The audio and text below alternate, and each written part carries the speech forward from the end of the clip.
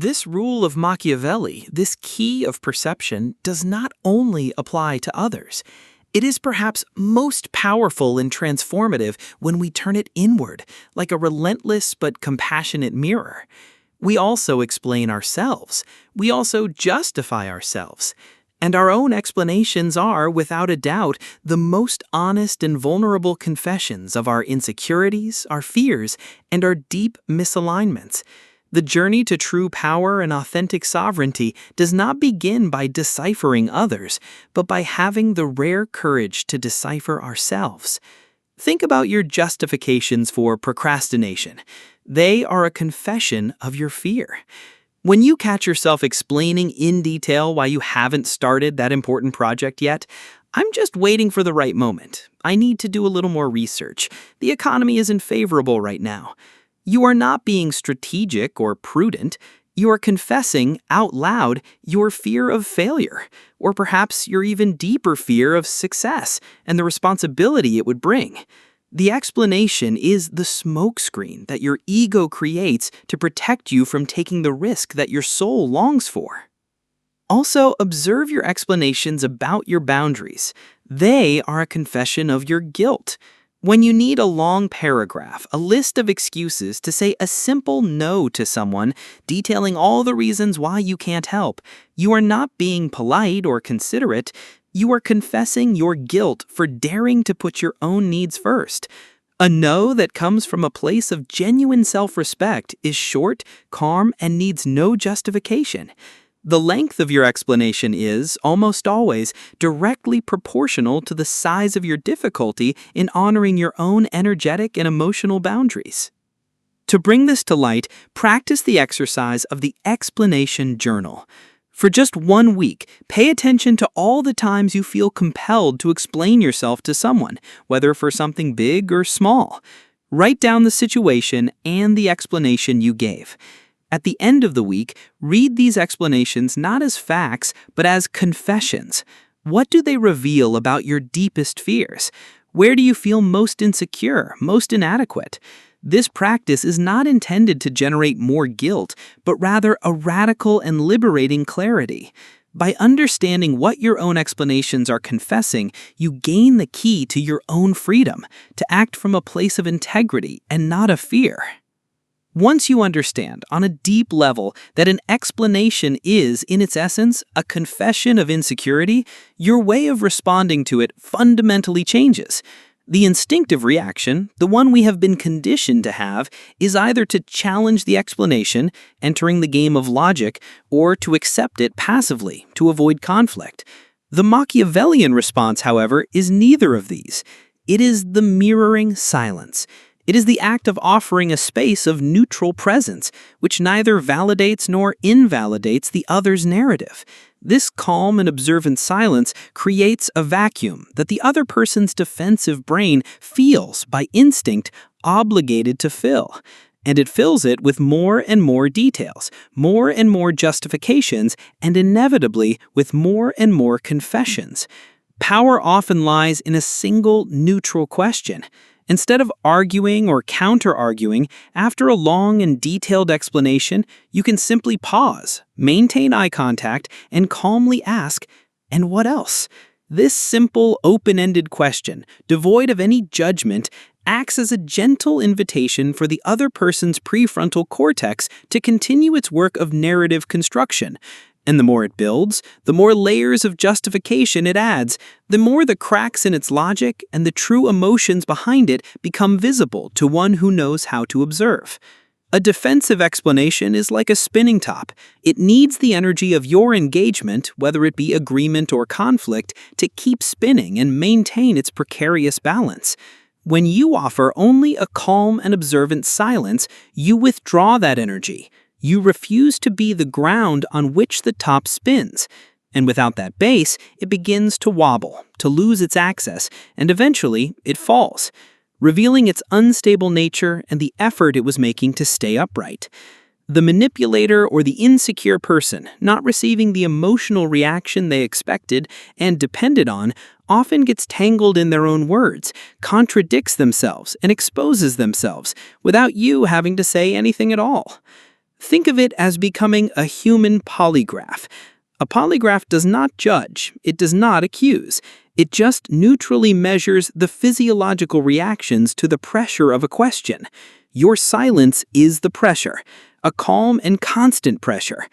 As the person continues to explain themselves into the void you have created, observe the subtle changes in their body language, in their tone of voice, in the speed of their speech. The truth is not in the content of their words, but in their body's reaction to your sovereign silence. Think of a common, almost universal scene. Someone makes a small mistake, arrives a little late, forgets a detail, and then instead of a simple, direct "I'm sorry," the person launches into a detailed monologue, a complex web of justifications, reasons, and extenuating circumstances. And as you listen, something inside you, something instinctive and ancient, begins to shut down. You feel, without even understanding why, that the longer and more elaborate the explanation, the less you believe it. There is a dissonance in the air, a sense that the performance is too big for the size of the mistake. An action that comes from a place of certainty, of integrity, is like a solid and perfect porcelain vase. It needs nothing to support it. It simply is, and its solidity can be felt silently. An action born from doubt, from the fear of being judged, or from a hidden intention, however, is like a vase with a fine, almost invisible crack. The explanation, the long justification, is the desperate attempt to apply glue to the outside, to add layers upon layers of words to keep the vase from falling apart, to convince others, and most importantly, oneself, of its solidity. But the attentive observer is not distracted by the glue. They learn to hear the hollow sound the vase makes when you tap it. The explanation is that hollow sound. The unconscious mistake that most of us make is believing that explanations are offered for the benefit of the listener as an act of clarity and respect. But most of the time, they are a mechanism of self-soothing for the speaker. They are a way to placate their own anxiety, their own fear of how their action will be perceived by the world. It is an act of control, not of communication. Today, together, we will recalibrate your hearing. You will learn to stop listening to the content, the logic, the story of the explanations, and start listening to the music that plays behind them, the music of insecurity, of guilt, of the need for approval.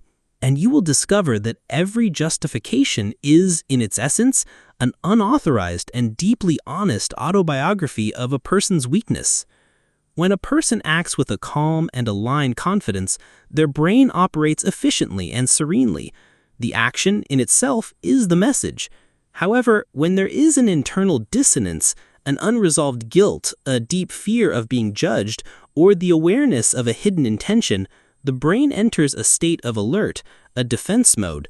The amygdala, our ancient threat detection center, becomes hyperactive, and the threat in this case is not just an external danger, but the terrifying internal threat of being found out, of having one's mask torn off. To combat this threat, the prefrontal cortex, our center for planning and rationalization, begins to work frantically, not to reveal the truth, but to construct a logical and defensible narrative, an explanation. This explanation, therefore, is not a reflection of reality.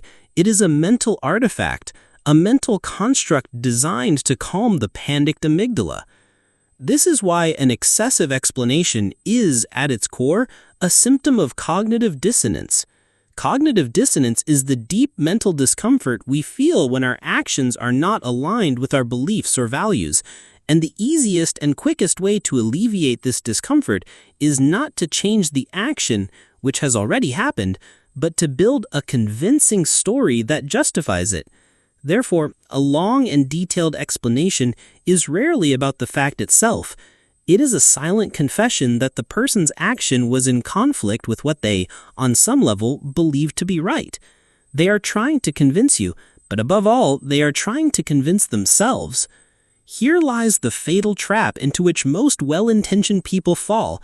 They begin to debate the details of the justification. But you said you were there at 5, and now you're saying it was 10 past. To do this is to enter the trap. It is exactly what the person explaining wants. They drag you into the labyrinth of their logic, away from the simple, naked truth of their original action. True power is not in refuting the explanation, but in silently observing the fact that such an elaborate explanation was, in the first place, deemed necessary. To train this perception, begin to practice neutral listening. The next time someone offers you a long, unsolicited explanation, resist the urge to agree, to disagree, or to question the details. Just listen, in silence, and pay attention to the need that vibrates behind the words. Observe the urgency, the defensive energy, and the almost palpable desire to be absolved. You will realize that you are not listening to a story. You are witnessing a neurological process of self-defense in real time. The confession is not in what is said, but in the very existence of the performance. The final truth, the one that transcends all tactics, is this: the need to explain is the last gasp of a power that has already been lost. True power, the kind that is felt before it is heard, does not reside in your ability to construct a perfect and unassailable justification. It resides in the courage to let your actions speak for themselves in a resonant, integrity-filled silence. Think of the difference between a cloud and a mountain. A cloud is in a constant state of explanation. It is always changing, transforming, adapting to the wind, justifying itself through its inconsistent form. It is at times noisy, dramatic, but it is, in its essence, fleeting. A mountain, however, simply is. It does not explain its existence. It does not justify its height. It does not defend its solidity. Its silent, firm, and unshakable presence is the only statement of power it needs. Explanations are the clouds. Integrity is the mountain. The invitation to action for you this week is simple but profound. Begin to observe with a compassionate curiosity the compulsion to explain, both in others and, most importantly, in yourself. Instead of engaging with the story, with the script, just acknowledge the confession of insecurity that lies behind the performance. And when it comes to you, practice the radical act of allowing one of your actions, one of your decisions, one of your no's to exist in the world without any verbal defense, just the action in silence.